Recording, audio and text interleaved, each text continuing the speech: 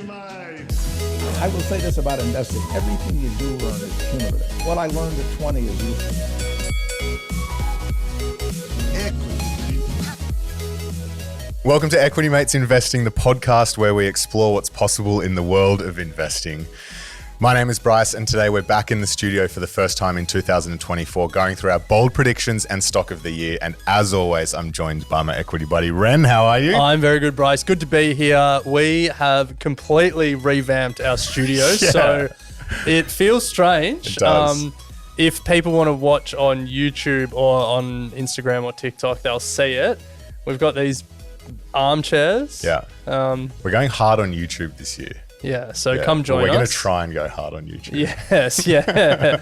But anyway, if you hear a different vibe, it's because we're in a different setup. Because we're in armchairs. Yeah, we've also got laptops on our knees, which isn't ideal. But anyway. We've got some work to do. Work in progress. Yes. All right. Today. It's middle of February and we're back for the year.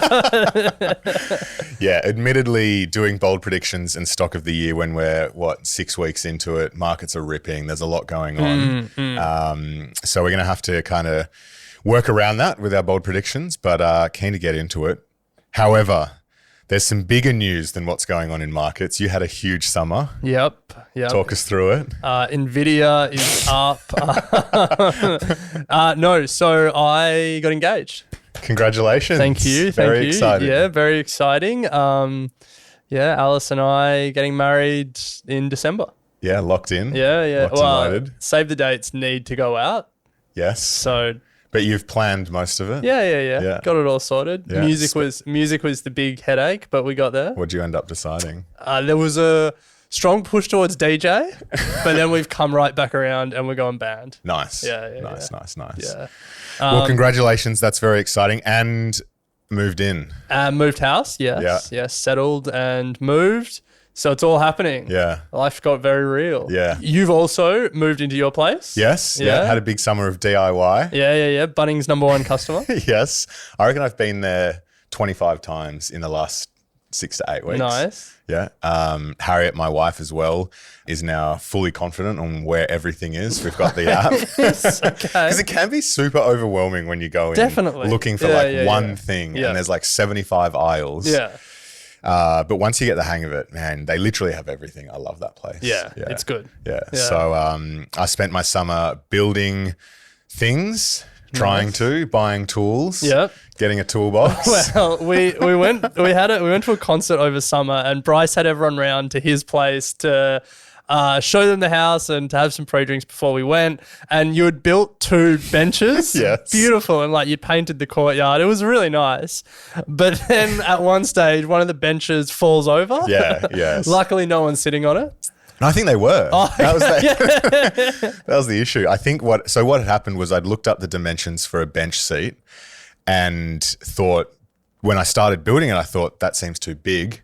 And so I cut it back to what I thought looked like a good bench size. And in hindsight, I should have stuck with regulation bench size because it's too unstable. Yeah. So anyway, a bit of work to do. Nonetheless. But, I love that you're entering your handyman era. Yes. I love it. Yeah. So good summer for both of us. Long summer, very self-indulgent summer series. Yeah. And we come back and a lot is happening in the world of the stock market as well. Yeah, well, it feels like there's a lot more confidence in the air compared to where we left it at the end of last year. I think particularly here in Australia, I mean the US leading into last year was sort of pretty good inflation news, but it feels like the vibe here in Australia is turning a little. You'll hear in my bold predictions what I think about that, but it feels like overall, consumer sentiment, markets are pricing in rate cuts. Like there's a bit of a confident air for 2024. Yes. So if people only get their investing news from Equity Mates, which I'm not sure is a good decision, but we back it. The S&P 500 over in the States is up like 5 or 6% already for 2024. So that's been a pretty incredible start to the year. Really just driven by the big tech stocks, except for Tesla. Tesla's fallen off, but the other big tech stocks are all doing incredibly well, led by Nvidia. So that's the story over in the States. Here in Australia, we're pretty flat to start the year, but it feels like, yeah, as you said, there's some positive sentiment or some green shoots, I guess. But yeah, the big story that we saw last week is American inflation is coming down. The 12 months to January, 3.1%. And to put that into context, the Fed or most central banks globally have a target inflation rate of between 2 and 3%. Yeah, and so we're almost back in the target range. That 3.1% was down from 3.4% in the 12 months to December, so heading in the right direction. But more importantly, was down from about 9% a bit over a year ago. Yeah. Sounds like a good news, doesn't it? Sounds like great news. Yeah, but the market freaked out. The US market fell 1.5%. There were terrible headlines. What's going on? Well, this is going to be a story that plays out across this year, I think. Markets have priced in pretty aggressive rate cuts for both the Fed and the RBA. To the tune of, I think, up to 6 rate cuts, the market is pricing in America this year. Now, the Fed themselves have indicated it's likely to be about 3. So if it's anything less than 6, the market's obviously going to, react unfavorably to any news that is outside of that. We're going to get 6 rate cuts this year. Yeah. So this year is it's going to be about expectations. The reason that the market fell when there was nominally good news is because the expectation was 2.9% inflation and it came in at 3.1%. So even though it's heading down, even though the trend is good, because expectations were for even better news, everything fell. Yeah. And so I think that's what we're going to be in for this year. Like, everyone is thinking that we're out of the woods and things are good and there's going to be a heap of rate cuts and everything's going to be back. And like, if the economy doesn't do that, then the expectations are going to be ahead of the reality. So I do like, though, what the RBA is doing. They're not as I think they're keeping a bit of a tight lip around what their actions are going to be this year, and I think that's the right decision. So about like September last year, I said I've got a big call. There's not going to be any rate cuts in 2024. Every economist around the world thinks I'm wrong at this point, and I probably am.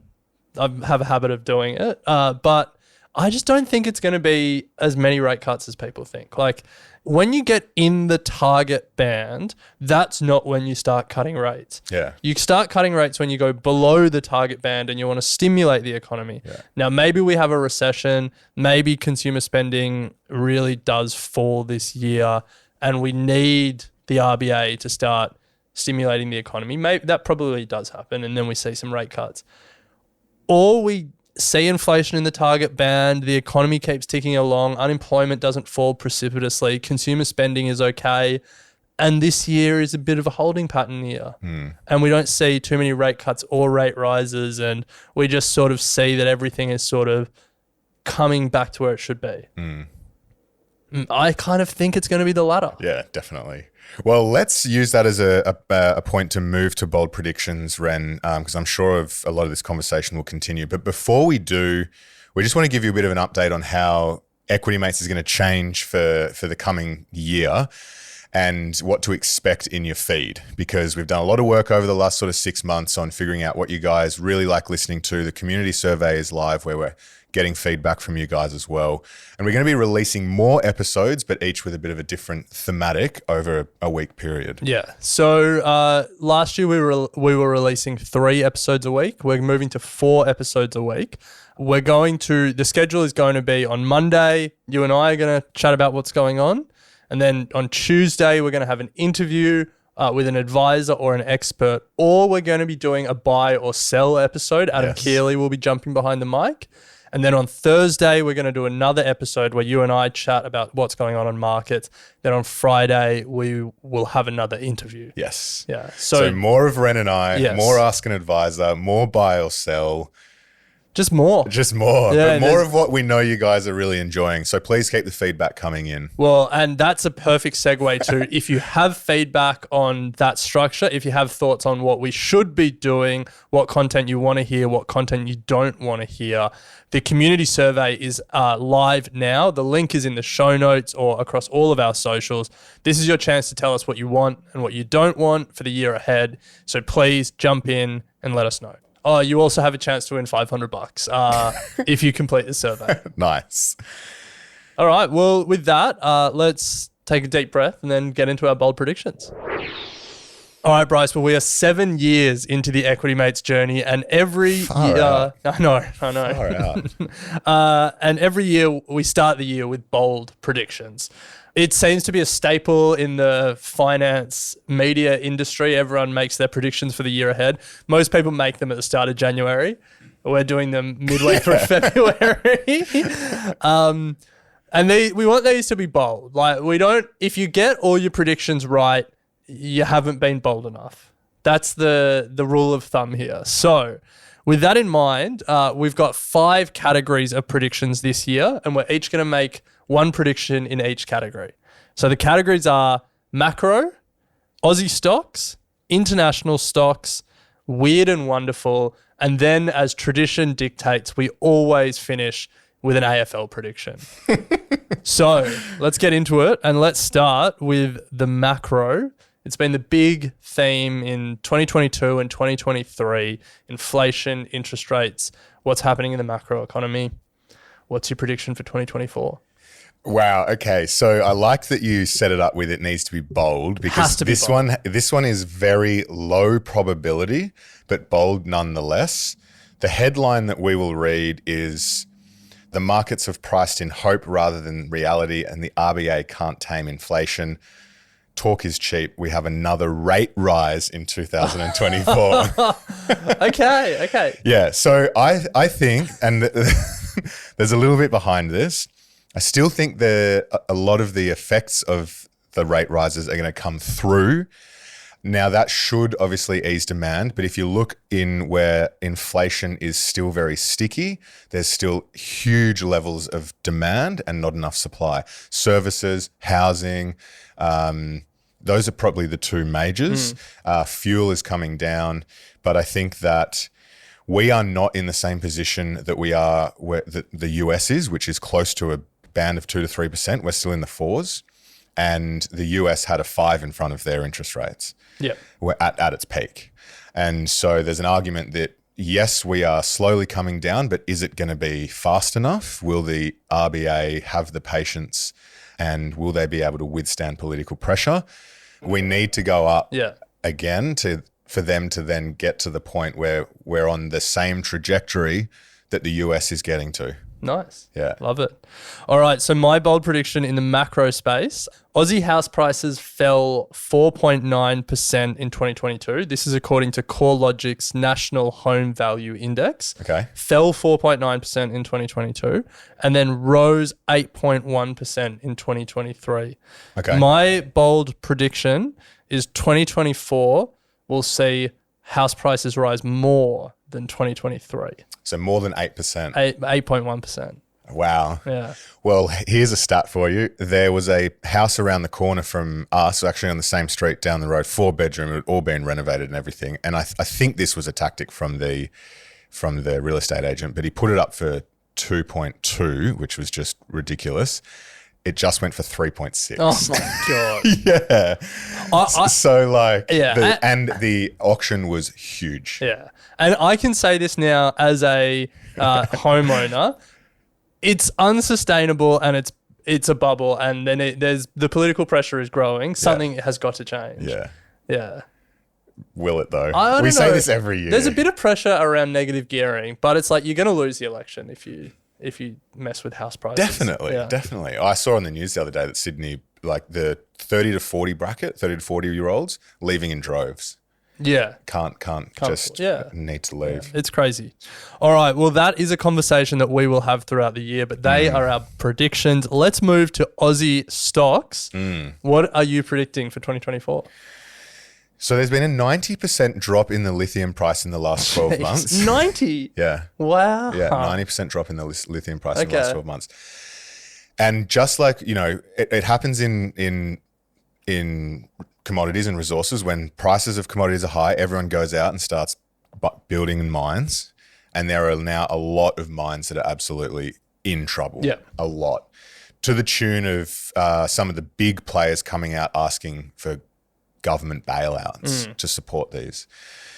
So my prediction is that there's going to be we know that Gina Rinehart's sniffing around. She's also significantly underwater on her bids for Liontown. She was buying at $3. It's now $1. So she's lost 60% on that or whatever it is. Yeah.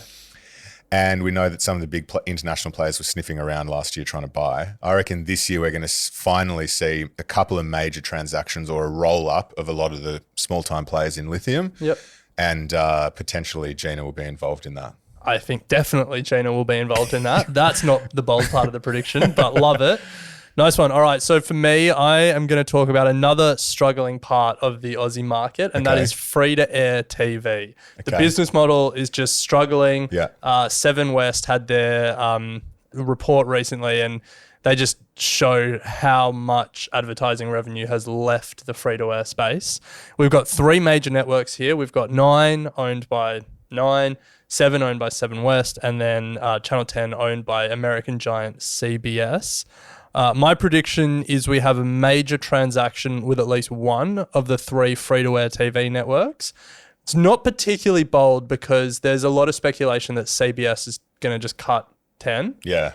The bold prediction is we see a major transaction with two of the three. Oh, wow. Okay. Because, Channel that, 10's kind of playing out now. Yeah, and that transaction isn't necessarily just a sale. Yeah. But it's like these are still valuable assets. Yeah. But like they're deleveraging quickly. Yeah. Their cost base are too high for the amount of money they're bringing in. There's going to need to be some restructures there. Yeah. Do you double down and say the same for radio? Radio seems to be doing a little bit better than free-to-air TV. At There's least still some a lot of of them. movement though, isn't there? Yeah, well, ARN's ARN on wants the to- other register or whichever way that happened. Yeah. Okay, so Channel 7, 10 and Channel 9, between the three, two major transactions Yeah. of some description. Yeah. At least one. At least one. All right, let's move to the international stocks. Oh, okay. Where are you going to take us in the world and what have you got? Okay, so I had this one down at the end of last year or over summer, and it's kind of playing out, but I'm just going to stick with it and maybe I'm going to juice it a bit to make it interesting. But it's the race to 1 trillion between Eli and Novo Nordisk. Oh, yeah, okay. So Eli Lilly and Novo Nordisk, at the time that I did this, and so both huge pharmaceutical companies, both in the game of the weight loss drugs. Well, so Novo Nordisk purely in that game really with Ozempic and Wegovy, and now they're the largest company in Europe. Eli Lilly does have their weight loss drugs, but they also have a portfolio of other pharmaceuticals and like some really interesting cutting edge stuff. Yeah. Yeah. And they're kind of outperforming Novo at the moment. But Novo are on a bit of a tear buying up, I think, injection facilities so that they can keep up with the demand for production. Okay. But anyway, the bold prediction is that they both hit $1 trillion market cap by the end of the year. Yep. I could go far as to say Eli, if we want to go bold, gets to 1.5. When I wrote this, Eli was at a $600 billion market cap. It's now almost 720 billion. Yeah. So it's not, in the grand scheme of things, far off a trill. Oh, I mean, it would still be a big year for them. Well, yeah, it'd need to grow by sort of 40 odd %. Yeah, from here. Yeah. That's not unreasonable. Over the last 12 months, they're up like 120%. Yeah, I just look at what happened with NVIDIA, and if you get in these constant upgrade earnings cycles, the market just eats it up. And if these guys keep coming out quarter on... GLP-1 drugs have other use cases as well. Yeah, or they just become more accessible and you can see that these companies over the course of it. So bold prediction, Eli Lilly and Novo Nordisk, both with a $1 trillion market cap by the end of the year. To put that in perspective, Novo Nordisk does almost need to double, but Eli Lilly has a little less to go. So let's go Eli Lilly 1.5 trillion. Wow. Okay. Love it. I mean, them and Pfizer, all three have different stages of clinical trials to have like oral versions of the drug. So right now wow. it's all injectable. Injection, yeah. And if it was like tablets instead, Yeah. it makes it more accessible, probably makes it cheaper. Just less, more also Less invasive. invasive. Yeah. Just the thought of giving yourself an injection, it's just kind of like, and I do own Novo Nordisk. I should point that out. I own both of them. Oh, nice. That's the beauty of being an investor. You don't have to pick a side. You Yeah. can choose all sides. Yeah. All right, my international prediction. I'm going to take you to stay in America and take you to Disney. So Bob Iger is back. And if you've read Ride of a Lifetime and followed Disney, he made his bones with acquisitions. Yeah. Marvel, Lucasfilms, and 21st Century Fox. My bold prediction is his second act will be marked by the opposite, sales. The prediction is a major division gets sold in 2024. Now, the obvious one is ESPN, but I actually, they're moving into want sports betting. yeah. But people thought they were doing that to fatten the pig before sale. Is that the same? But they've recently announced this big deal with Warner Discovery and one of the other networks, CBS or TNT, one of the big ones. Fox, Warner Discovery, and ESPN yeah. are now doing a combined sports streaming service. So we'll see what happens there. So ESPN is one, but I think less obviously the linear TV business or the cable business, or the whole company gets sold to a tech giant. Yeah. Wow. So Disney, there's a major sale. A lot of my predictions are around sales in 2024. I can't see this sale of the whole company, but that's the point of a bold I prediction. can, yeah. Like Apple, Amazon. Like you think about Disney at a few $100 billion. Like it's a massive company, but is it the scale that it needs to be to compete in this quickly rationalizing new era of TV? Yeah. You're like Apple buys them, all of a sudden Apple TV is the number one Disney. streaming service. Yeah. Okay. So anyway. It's a sale of some description. Yeah. Whole or assets. Yeah. Some Bob of Iger's assets. second act will be marked by sales. Selling. Yeah. Okay, nice. All right, we've got 2 categories to go. Yeah. Weird and wonderful. Weird and wonderful. This is a quick one. Elon loses the plot, which is already happening. But I think is no longer at Tesla. And because of that, all the diehard Elon fans get out of Tesla and it halves in value. Interesting. Yeah. It could almost be good for Tesla car sales to have like a steady Focused. car, like someone who's done like 30 years at Bring in the Ford. GM guy. Yeah. Okay. Yeah. So Interesting. he's anyway, enough said. Yeah. Yeah. Great. Yeah. My weird and wonderful, I actually don't think this is that bold, but I think it will happen. One of Trump or Biden has to pull out of the race due to health challenges before Election Day. Okay. Yeah. There's a lot coming out about Trump and his health at the moment. Like obviously Biden's been, it's starting to creep in a bit more with Trump's, but anyway, this isn't a political podcast. So who replaces either of them if one pulls out? I reckon there's a few on the Democratic side. You've got Kamala, obviously, but then Gavin Newsom or Gretchen Whitmer are probably the names to watch. Republican side, who knows? Yeah. Nikki Haley, maybe, but probably Meatball Ron. What? Yeah, I mean, the thing is, his favourables in the MAGA community are still really high. Right. They like him. They just prefer So if Trump. you pull out of the race, you can come back in. Yeah, I guess so. Yeah. Yeah, Well, right. the thing is now, because like delegates have started being allocated, it probably will have to be the convention. Yeah. Anyway, Okay. one to watch. Now, finally, Bryce, the last category that we always finish with is AFL. Yeah. So what's your prediction? I've got 3, but I'm just going to go with one. I'm going to say Hawks make top 8. Don't think that's bold. Really? Yeah. They came third last. I know, but they're young and they're pretty good. Okay, nice. Kerno kicks over 90 goals. Okay, nice. Okay, you take both of them. All right. All Melbourne right. doesn't make the 8. Who? Melbourne. Yeah, okay, I like that. Okay. Too much turmoil over summer with Clayton. Yeah, fair. Anyway, I'm sticking with Hawks make top 8. Cool. What have you got? Okay, so mine's got a bit of a preamble to it. So, since the Adelaide Crows topped the ladder and made the grand final in 2017, their crosstown rival Port Adelaide has finished above them on the ladder every year.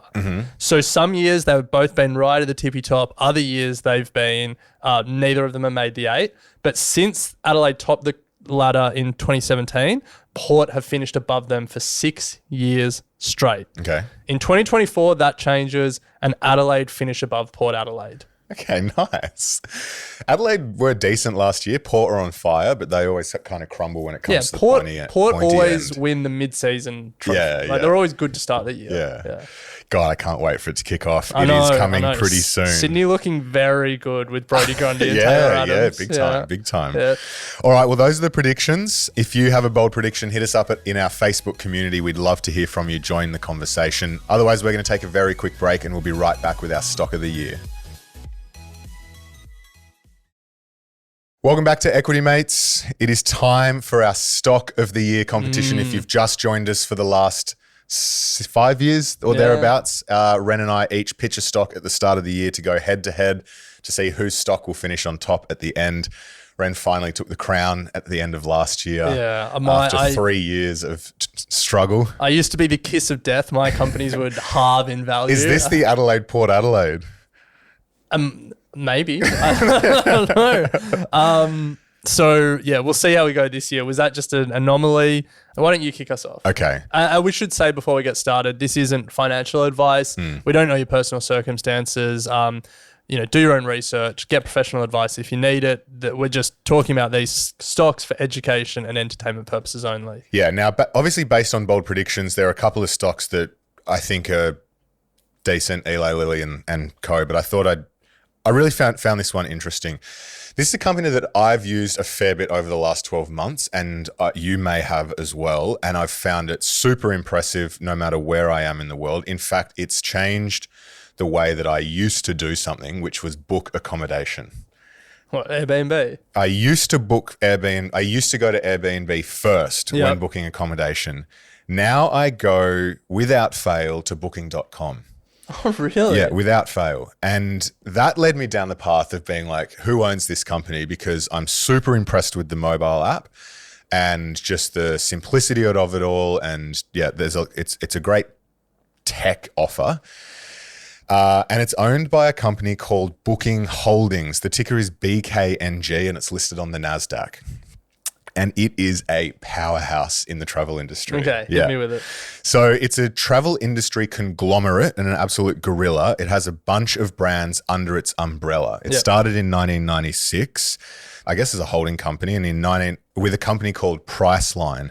And the idea of Priceline was that you could go on and bid your price for what you wanted to pay for a travel service, which just started, was obviously a pretty innovative at the time. Never heard of it. Yeah, me either. I actually thought Priceline, the chemist. Pharmacy. Yeah. Oh, wow, that's a weird place to start. Since then, it's been a story of acquisitions. 2005, they bought Booking.com. In 2007, they bought Agoda.com. 2013, Kayak.com. 2014, OpenTable. 2017, Momondo, the flight. Yeah, that's my go-to for flights. Same. Still. Yeah, love it. And then in 2018, Hotels Combined. So the story's been acquisition, and they now have a number of business offerings within the travel industry. But I just want to put some stats to how big they are in this industry. Airbnb had a total of 349 million nights booked in 2023. Booking and experiences. Booking Holdings had 850 million nights booked. Wow. Okay. So like 2.5 times bigger. Yeah. It has 555 million monthly website hits. Wow. Okay. Compared to Airbnb's 83. Yep. It has 41% share of online travel agency gross bookings in 2022. So an incredibly strong agency network. And last year they booked 62 million car rentals, 23 million airplane tickets, and as I said, 896 million rooms of accommodation. Nice. So it is massive. Yeah.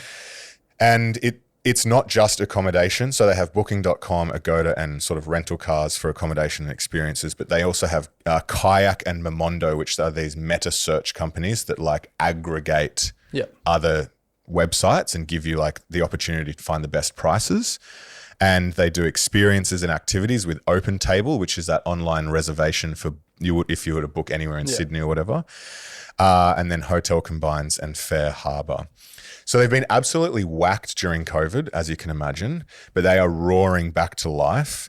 $17 billion in revenue in 2022, $20 billion in revenue in 2023, $8 billion profit last year, increasing earnings per share year on year.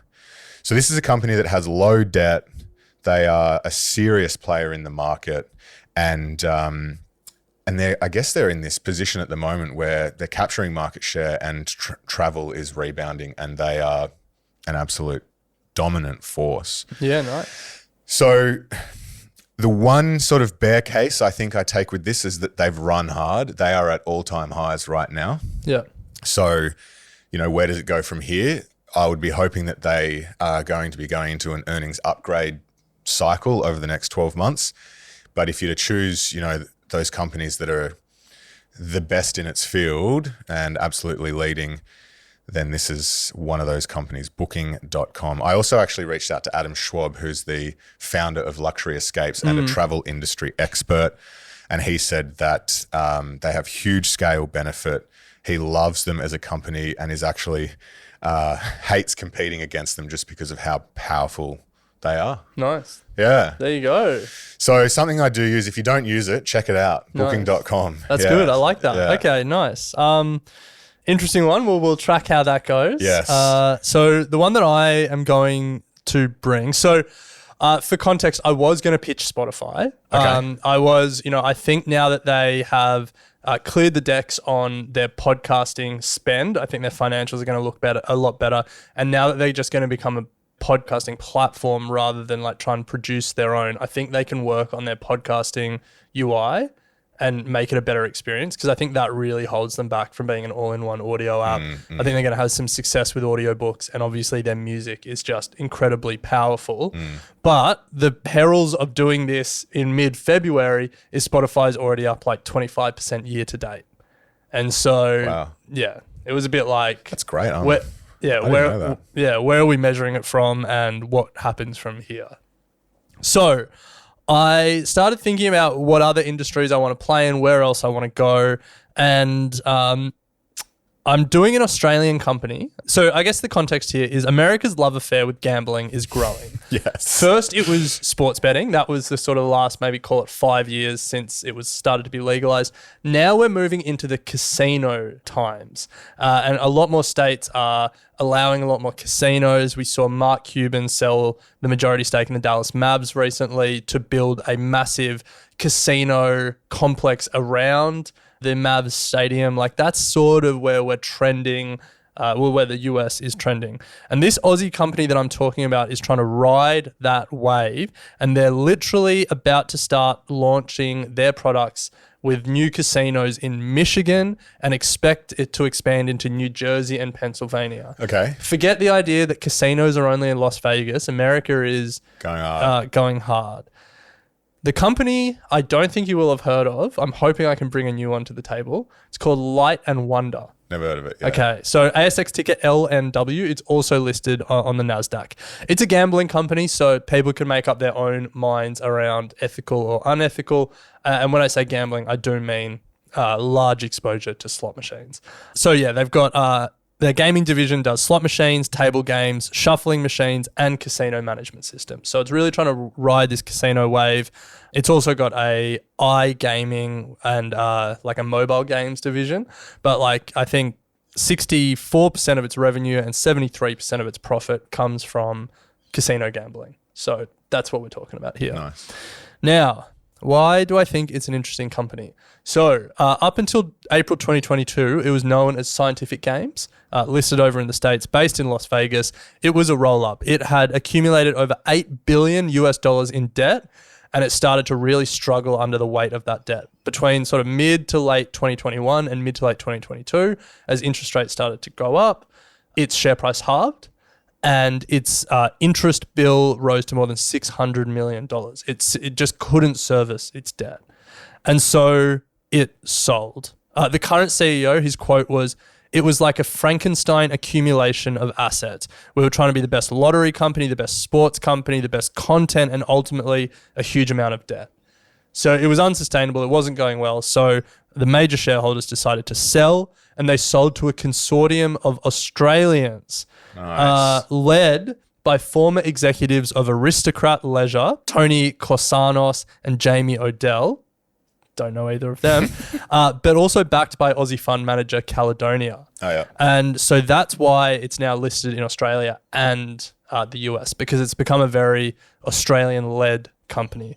And when I say Australian-led, I do mean Australian-led because one of the first things they did was poach about 80 of Aristocrat's staff. Oh, wow. So it's now some of the investors are ex-Aristocrat, the CEO is ex-Aristocrat, and about 80 of the Aristocrat staff have come across. Oh, wow. So then they did a strategic review of the business. They rebranded from Scientific Games to Light and Wonder. They sold the sports betting and lotteries businesses, and they used that to reduce debt. So it's gone from about $8.5 billion to about $3.5 billion. And they've really become a pure gaming company and like a casino gaming company. So why do I think it's interesting? Over the past 24 months, they've seen pretty remarkable market growth around in America and Australia, but to just take Australia, market share has gone from 8% to 30% in Australia. So they're winning market share, but they're also looking at like different strategic partnerships. They've just signed a deal with Netflix to license a lot of Netflix's content into their gaming machines and stuff like that. And so you might start seeing, like Squid Game slot machines and stuff like that. But then thirdly, and I think most compellingly, is the legalization and rollout story really across the states. And if they can ride that wave. Yeah, big time. Yeah.